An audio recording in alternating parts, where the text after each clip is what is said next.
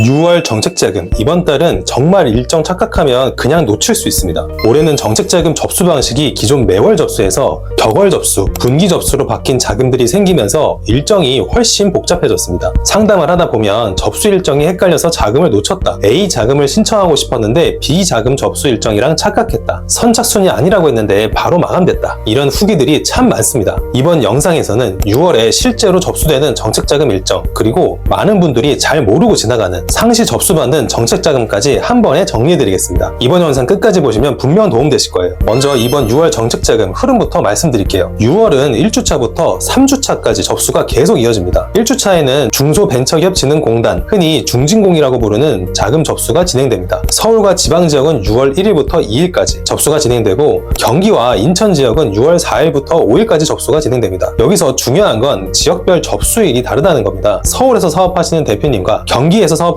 대표님의 접수 일정이 다릅니다. 이걸 헷갈리면 접수 자체를 못할 수도 있습니다. 특히 중진공 자금 중에서도 대표님들이 가장 많이 관심 가지는 자금이 있습니다. 바로 청년 전용 창업자금입니다. 청년 전용 창업자금은 중진공 자금 중에서도 조건이 좋은 자금으로 많이 알려져 있습니다. 그런데 이 자금은 예외적으로 선착순 접수입니다. 각 지역별 접수 개시 첫날 오전 10시에 바로 신청해야 합니다. 보통 몇 분 만에 소진되는 경우가 많기 때문에 나중에 해야지 라고 생각하면 사실상 신청이 어렵습니다. 그리고 중진공 자금은 보통 5인 이상 기업만 신청할 수 있다고 알고 계신 분들이 많아요. 틀린 말은 아닙니다. 하지만 예외가 있습니다. OEM을 포함한 제조업, IT 업종, 마케팅이나 디자인 같은 지식 서비스 업종은 1인 기업도 신청이 가능합니다. 쉽게 말하면 직원이 없거나 1인 기업이라고 해서 무조건 중진공 자금이 안 된다는 건 아닙니다. 두 번째로 6월 2주차에는 소상공인 정책자금 접수가 시작됩니다. 대표님들이 많이 기다리시는 일시적 경영예로 자금과 제도전 특별자금 접수가 6월 8일 오전 10시에 시작됩니다. 이 자금들도 오픈 즉시 신청해야 합니다. 몇 분, 몇 초 만에 마감이 됩니다. 특히 일시적 경영예로 자금은 매출이 하락한 대표님들이 관심을 가져야 하는 자금입니다. 최근 매출이 떨어졌고 운영자금이 필요한 상황이라면 가장 먼저 검토해 볼 수 있습니다. 예를 들어 작년보다 매출이 줄었거나 최근 몇 개월 동안 매출 감소가 뚜렷한 경우라면 신청 가능성을 확인해 볼 필요가 있습니다. 제도전 특별자금은 이름 그대로 다시 도전하는 대표님들을 위한 자금입니다. 과거에 사업을 하다가 폐업한 뒤 다시 창업한 대표님, 또는 채무조정을 받았지만 성실하게 납부하고 있는 대표님, 그리고 채무조정 완납 후 3년 이내 대표님이라면 신청해 볼 수 있습니다. 많은 대표님들이 예전에 폐업한 적이 있어서 정책자금은 안 되겠지? 라고 생각하십니다. 최근에는 폐업 이력이 있는 대표님을 위한 정책자금뿐만 아니라 지원사업까지 오히려 더욱 많은 제도전의 기회를 주고 있습니다. 세 번째로 6월 3주차에는 소상공인 시장진흥공단 신용취약자금 접수가 진행됩니다. 신용취약자금은 나이스 신용점수가 839점 이하인 대표님들이 신청 가능한 자금입니다. 출생연도 끝자리를 기준으로 홀수인 대표님은 6월 15일, 짝수인 대표님은 6월 16일 접수가 시작됩니다. 앞서 설명드린 자금 외에 많은 대표님들이 잘 모르고 있지만 상시 접수 중인 정책자금도 있습니다. 대표적으로 신용보증재단, 신용보증기금,